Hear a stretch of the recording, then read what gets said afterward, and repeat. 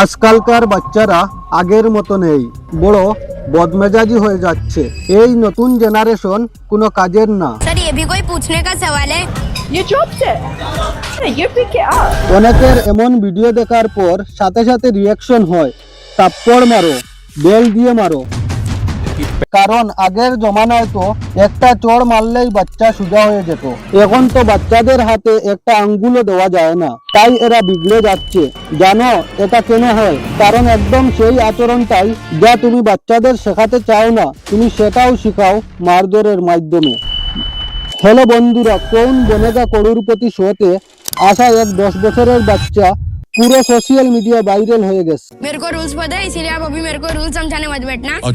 এখন সোশ্যাল মিডিয়ায় ভাইরালিটি সামলানো বড় মানুষের জন্য খুব কঠিন ব্যাপার, কিন্তু এইটা তো মাত্র পঞ্চম শ্রেণীর একটা বাচ্চা। सर ये भी कोई पूछने का सवाल है? लॉक कर दे लॉक कर दो। सर एक क्या उसमें 4 लॉक लगा दो, लेकिन लॉक करो।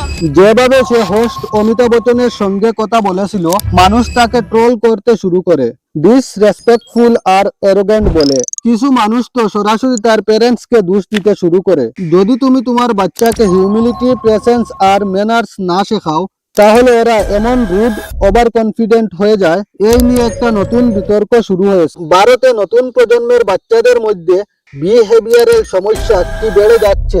আজকের এই প্রজন্ম কি সত্যি আগের চেয়ে বেশি রুড হয়ে গেছে? এখানে একটা গুরুত্বপূর্ণ সাইকোলজিক্যাল ফেনোমেনন বোঝা দরকার, যা প্রত্যেক জেনারেশনে রিপিট হয়। সোশিয়াল সাইকোলজিতে একটা ডকুমেন্টেড বায়াস আছে, যেটাকে কিডস দ্য ডেজ ইনফেক্ট বলা হয়। তুমি নিশ্চয়ই শুনেছো মানুষ বলে আজকালকার বাচ্চারা আগের মতো নয়, বেশি বদমেজাজি হয়ে গেছে। এই নতুন জেনারেশন কোনো কাজের না। Kids these days are so lazy. They don't appreciate what they have. Kids these days don't know what hard work is. Kids these days, they don't even know what they want. গবেষকরা দেখেছেন প্রত্যেক প্রজন্মের বড়রা মনে করে আজকালকার বাচ্চারা তাদের সময়ের তুলনায় কম রেসপেক্টফুল, কম বুদ্ধিমান আর কম ডিসিপ্লিনড। এটা একটা মেমোরি ইলিউশন, যেখানে মানুষ নিজের অতীতকে আদর্শ মনে করে আর নিজের শৈশবকে এক গোল্ডেন এজ হিসাবে মনে রাখে, যেখানে সবাই নাকি ভদ্র ছিল। अरे जब मैं तुम्हारी उम्र का था तब मैं अगरबत्ती की रोशनी के नीचे पढ़ाई करके 100 में से 105 लाया करता था। अगरबत्ती? शर्म करो शर्म। কিন্তু সত্যিটা হলো তাদের প্যারেন্টসও তাদের ব্যাপারে একই অভিযোগ করত, আর তাদের ও প্যারেন্টসের প্যারেন্টসও একই করত। তুমি যদি 100, 200, 300, 400 এমনকি 1000 বছর আগেও যাও, পুরানো বইপত্রও লেখা আছে যে সেই সময়ের বড়রাও ভাবতো নতুন প্রজন্মের বাচ্চারা নষ্ট হয়ে যাচ্ছে। মজা করছি না, প্রাচীন গ্রিসে 700 BC-তে এক লেখক লিখেছিলেন যে নতুন প্রজন্মের বাচ্চারা বয়স্কদের প্রতি শ্রদ্ধা হারাচ্ছে। অ্যারিস্টটলও তার লেখায় একই কথা লিখেছিলেন। 1750 সালের দিকে ইংল্যান্ডে স্যামুয়েল জনসন নামের এক লেখক এই প্যাটার্নটাকে চিনে ফেলেছিলেন। তিনি লিখেছিলেন, every old man complains of the insolence of the rising generation.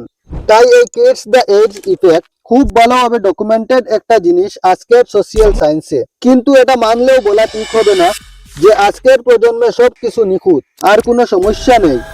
এটাও সত্যি যে অনেক বাচ্চা আজকালকার খারাপ ব্যবহার করে, বদমেজাজি আচরণ করে। উদাহরণ হিসাবে এই ভিডিওটা দেখো, যা ইনস্টাগ্রামে ভাইরাল হয়েছিল।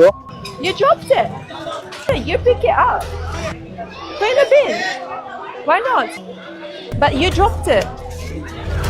It's not okay. একজন মহিলার চোখের সামনে এক বাচ্চা আবর্জনা ফেলে, আর যখন মহিলা বলে ওটা তুলতে, তখন সে মানা করে দেয়। পরে তার এক বন্ধু এসে আবার তার সামনে আবর্জনা ফেলে দেয়। অবশ্যই এই ভিডিও দেখে যে কেউ শকড হয়ে যাবে। শেষ পর্যন্ত বাচ্চারা এমনটা করেছে কেন? ঠিক তেমনি যখন কোন বনেগা করোড়পতি শোতে ওই 10 বছরের বাচ্চা অমিতাভ বচ্চনের সঙ্গে রুডলি কথা বলে, তখন মনে প্রশ্ন জাগে এমনটা করেছে কেন।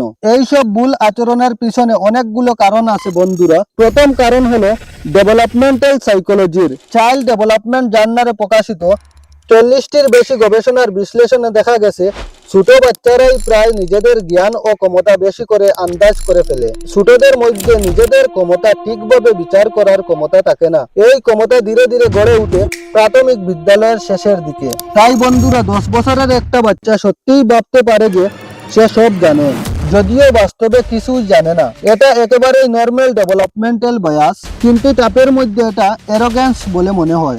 দ্বিতীয়ত, গত কয়েক বছরে সমাজে অনেক বড় পরিবর্তন এনেছে, যা হয়তো হাজার হাজার বছরে কখনো দেখা যায়নি।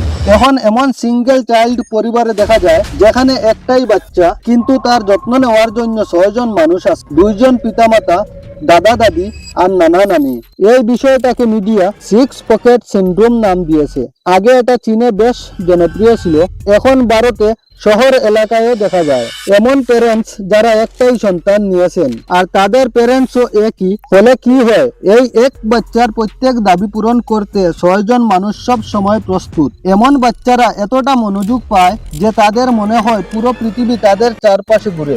এই মনোযোগ ধীরে ধীরে এন্টারটেইনমেন্টের রূপ নেয় আর তারা মনে করে ওরা ছোট রাজপুত্র বা রাজকন্যা। তাদের ইচ্ছা সঙ্গে সঙ্গে পূরণ হবে, যা তারা চায় তা তারা পাবে। এইভাবেই খারাপ ব্যবহার তৈরি হয়।